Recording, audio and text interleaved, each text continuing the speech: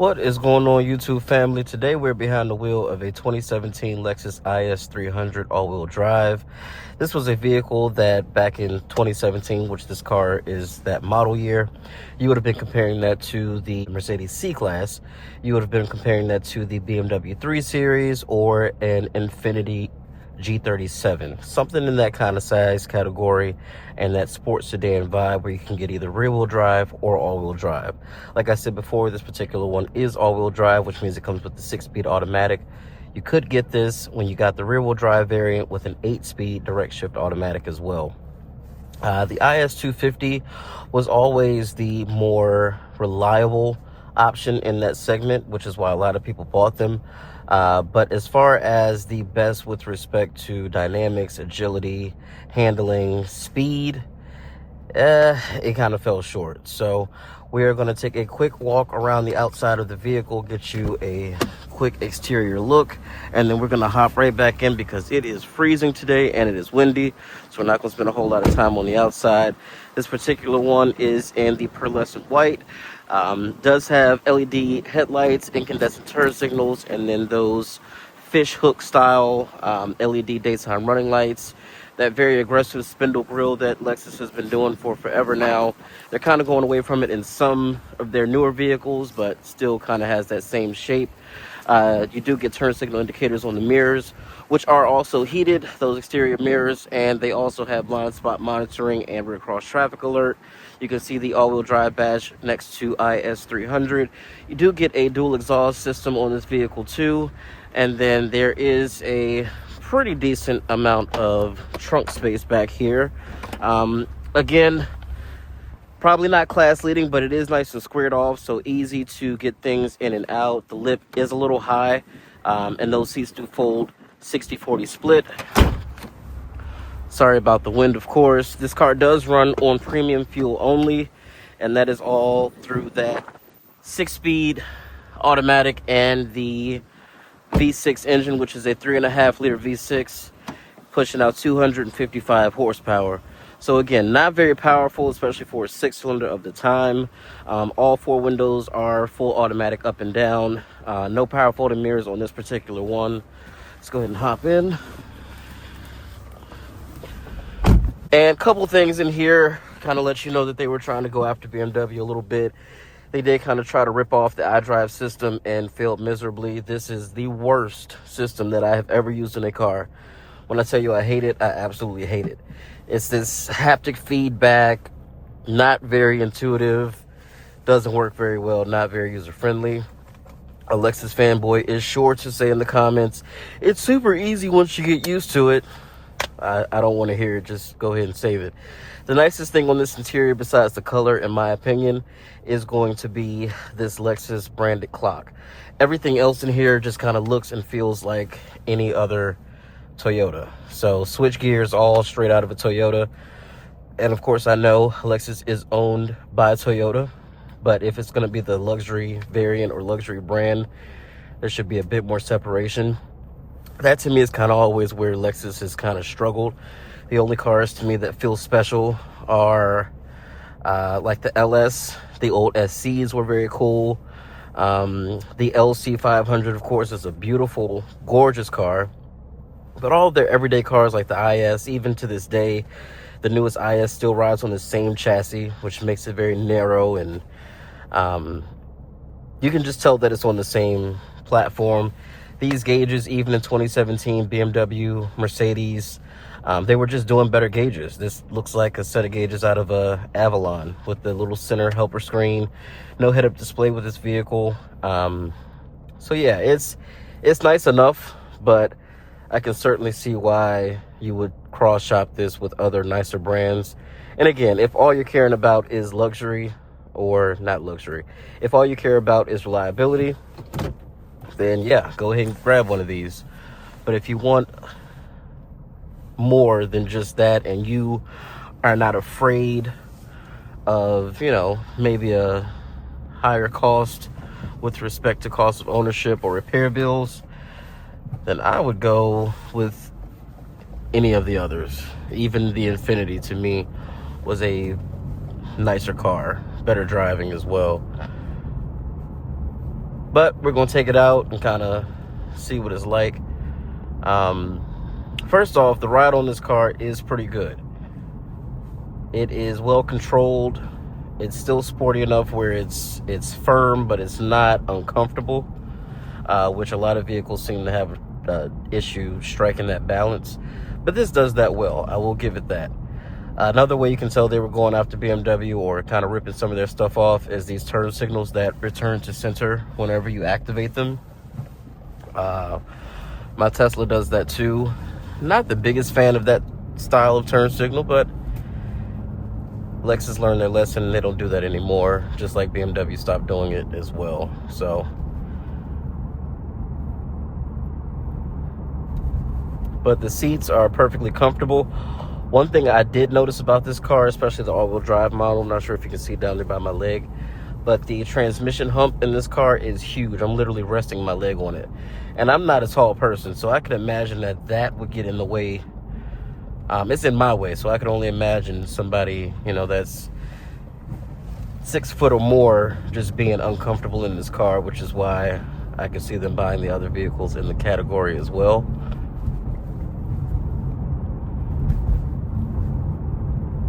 Not sure why Lexus chose to throw the 6-speed auto in this instead of the 8-speed, because like I said, on the rear-wheel drive variant, it is an 8-speed versus this being the 6.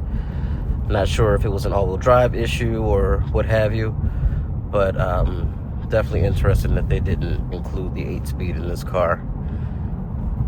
As far as driver's assistance tech, this has their older school, more archaic safety sense. So it does have lane departure warning, lane keep assist, but no lane tracing. It does have adaptive cruise control, forward collision warning, and automatic emergency braking, blind spot monitoring, rear cross traffic alert. It's got all those sorts of things, but nothing super fancy. No real steering assist, traffic jam assistance, none of that sort of thing. So if you're looking for those things, you would need to be looking at some of the more expensive vehicles in this class back in 2017. All right, let's go ahead and put this into sport mode and see what 255 horsepower feels like out of a 3.5 liter V6.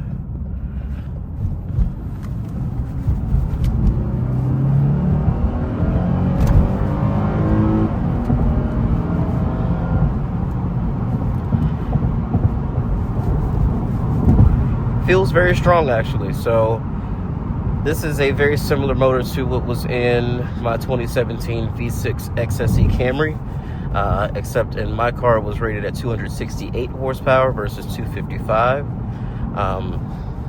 So that's one difference there. But this car takes off very well. The all-wheel drive system just means no drama. So no wheel spinning, no unsure acceleration, and it kind of just goes where you tell it to go. So that's nice. This isn't some fancy all-wheel drive system that's sending power side to side and all that sort of thing. It is a rear biased all-wheel drive system, so most of the power is going to the rear wheels until it deems it necessary to put more than what naturally goes to the front axle. So if you start to spin out some wheels in the back, it will obviously send up to 50% of that power to the front axle to kind of pull you through. But other than that, it is a fine driving car. And that's sort of the thing with Lexus for me. Everything about it is just fine. It's nothing exciting. It's nothing extraordinary. It's nothing that just kind of stands out. It's just fine. And that's where some of the other competition comes in, and in my opinion is better, whether that be a nicer interior or better driving dynamics. Lexus just kind of has always fallen short for me. And I like Toyota and Lexus products. I just typically am a proponent of buying the Toyota version and saving the money. And I know, again, the Lexus fanboys are going to jump in the comments and say, there is a huge difference between a Lexus and a Toyota. You don't know what you're talking about. Well, I worked at Toyota for years, and I've driven lots of different Lexus models, and I've never been like, oh my God, I have got to put Lexus on my list the next time I'm looking for a car. It's just never happened. The only Lexus that I said, which I've already mentioned, that I really like is the LC500. Even the RCs were just okay to me, even with the V8. It's not that exciting of a car. But the LC is just drop dead gorgeous, and it drives well. What's the other Lexus that I liked? Oh, the old SCs. I thought those were really cool. Those had a 4.3 liter V8, which came out of a old Tundra, believe it or not. And those cars were great. I thought they were very cool, especially in their Pebble Beach editions. The car is very flat though, going around corners at speed, handles well. Steering is typical Lexus, numb and devoid of feel. I do know what the front wheels are doing, but not because the steering wheel is telling me, just because I can kind of feel through the electronic assistance what's happening. But yeah, this is not like a really good old school traditional BMW hydraulic setup. And you can tell there's a little play. It's precise enough, but nothing to write home about.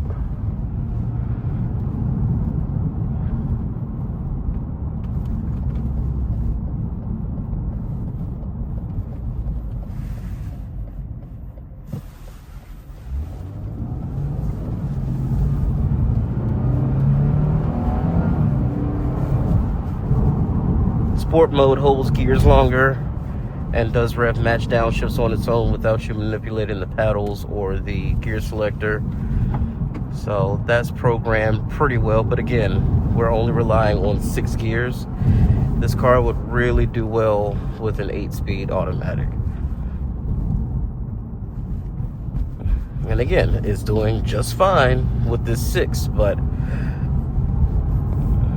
8 gears would keep it in its power band a little bit better, shift a little quicker, a little bit more aggressive.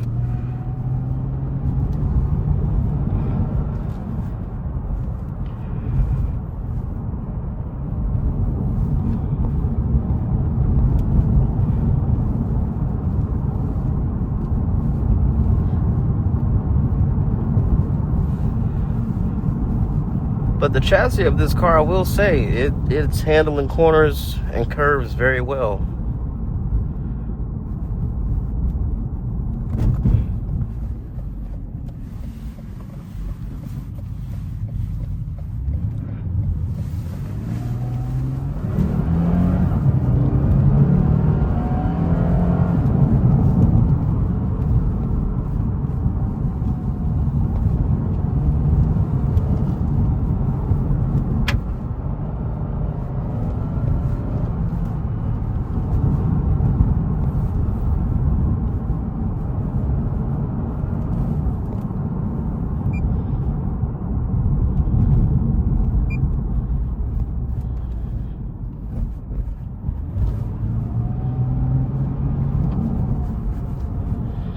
Also not a fan of these climate controls. I like that there are buttons, but this whole deal, not a big fan of that. That kind of reminds me of Cadillac's Q system, where you slide things around and touch points and all that crap. It's just not intuitive. This is fine. I mean, really, all in all, that's fine, but I would just still prefer either an up and down for the temperature or traditional knob would have been fine. But again, I think that they were trying to do something interesting here, because all in all, this is very uninteresting. So that was the thing that they chose to make it a little cooler. Okay, now we got some lean there. Yeah, it's got a little lean to it. All right, let's get a quick 0 to 60. Traction is all the way off. We're in sport mode.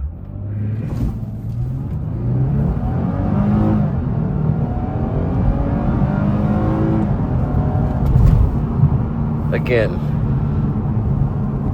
it's fine.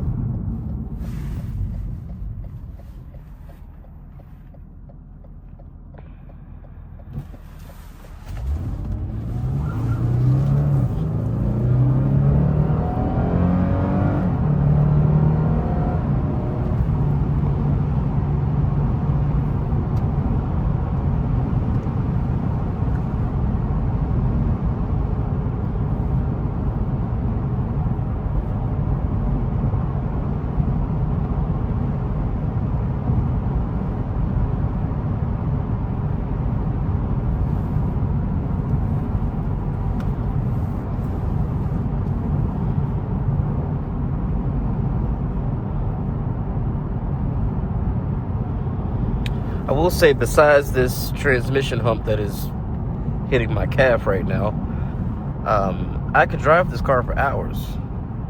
It's perfectly smooth, nice and quiet in here, and it is a extremely windy day, and it's still got very Lexus-like qualities with respect to noise isolation, so I do like that.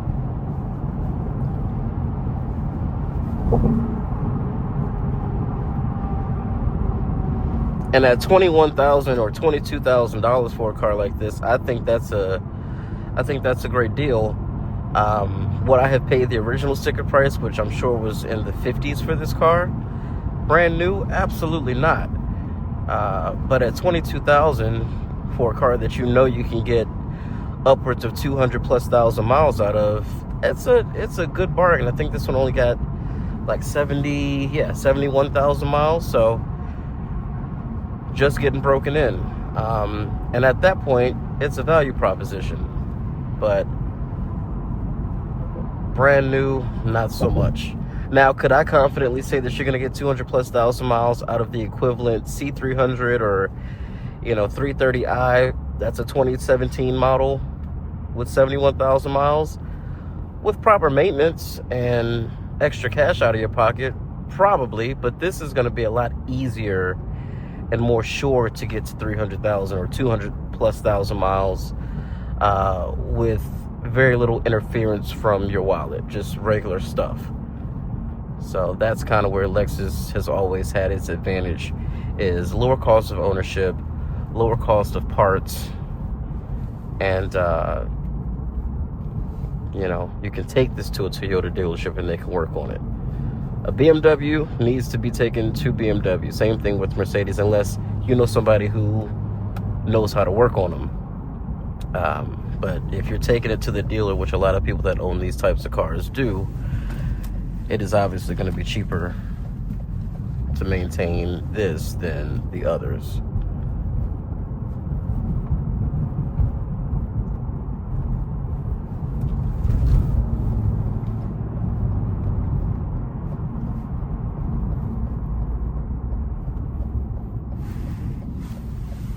Are y'all all asleep? Good. They were all just sitting at the light.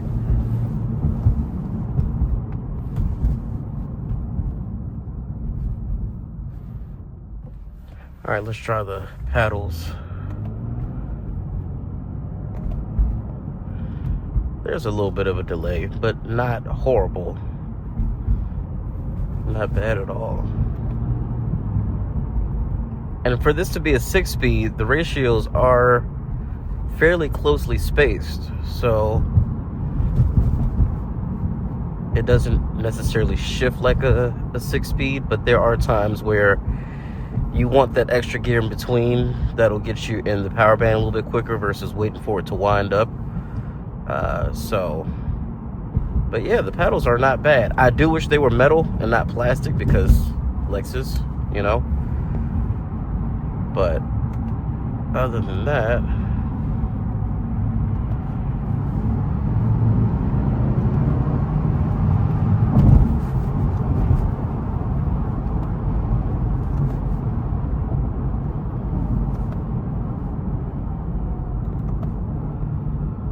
rev matches are very smooth.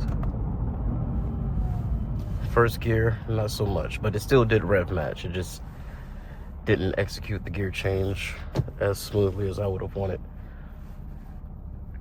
Now, Mercedes and BMW shift to first gear flawlessly.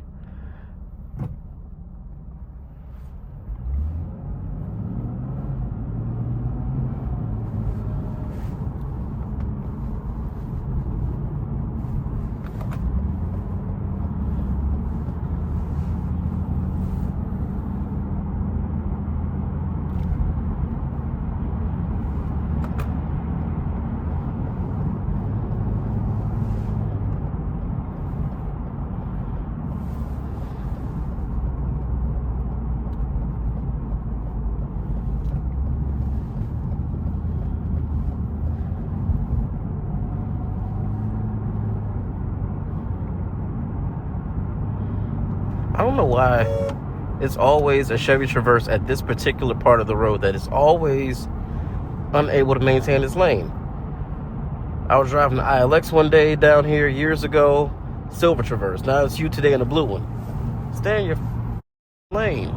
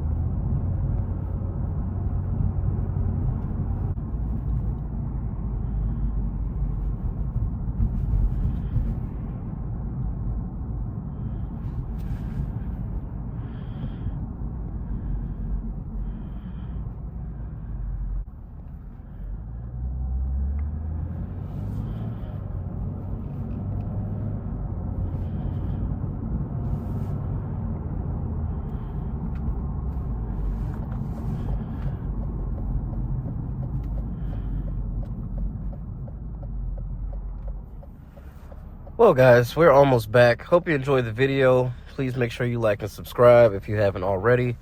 And I will catch you guys in the next one. I hope the Lexus fanboys don't attack. Like I said before, you know, they get real sensitive about their Toyotas. So I don't want no smoke.